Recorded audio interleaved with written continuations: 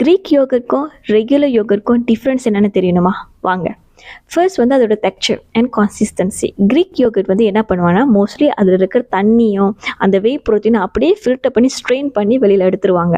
So அது வந்து ரொம்ப திக்காக க்ரீமியாக இருக்கும். ரெகுலர் யோகர்ட் வந்து எப்படி இருக்கும்னா, நம்ம எப்படி வீட்டில் யோகர்ட் செய்வோம், பாலை காசிட்டு அதுக்கப்புறம் எலுமிச்சை பழத்தை பிழிஞ்சு விடுவோம், இல்லாட்டி ஏதாச்சும் பாக்டீரியா ஆட் பண்ணி அதை அப்படியே நம்ம வந்து ஃபெர்மெண்ட் பண்ணுவோம். ஸோ அது டெக்ஸ்சர் வந்து நார்மலாகவே திக்காக இருக்காது, ரொம்ப தண்ணி மாதிரியும் இருக்காது. ரெண்டாவது டிஃப்ரென்ஸ் என்னென்னு பார்த்தீங்கன்னா, அதில் இருக்கிற ப்ரோட்டீன் கண்டென்ட். சின்ஸ் அது வந்து திக்காக க்ரீமியாக இருக்கனால 100 கிராம் க்ரீக் யோகர்ட்ல வந்து 10 கிராம் ப்ரோட்டீன் இருக்கா. ரெகுலர் யோகர்ட்ல பார்த்தீங்கன்னா 100 கிராம் ரெகுலர் யோகர்ட்ல வந்து 5 கிராம் ப்ரோட்டீன் கிடைக்குமா. மூணாவது டிஃப்ரென்ஸ் என்னென்னு பார்த்தீங்கன்னா, சுகர் கண்டென்ட். க்ரீக் யோகர்ட்ல வந்து ரொம்ப ரொம்ப குறைவான சுகர் கண்டென்ட் தான் இருக்குது. ரெகுலர் யோகர்ட்ல வந்து அது வந்து அதில் இருக்கிற பாக்டீரியா வாழ்றதுக்காகவும் அது வந்து எஸ்பெஷலி ஃப்ளேவர்ஸ்லாம் ஆட் பண்ணுறதுனால அதில் கண்டிப்பாக சுகர்ஸ் அதிகமாகவே இருக்குது. உங்களுக்கு இந்த இன்ஃபோ பிடிச்சிருந்துச்சுன்னா கண்டிப்பாக சப்ஸ்கிரைப் பட்டனை கிளிக் பண்ணிவிட்டு லைக் பட்டனையும் கிளிக் பண்ணுங்கள்.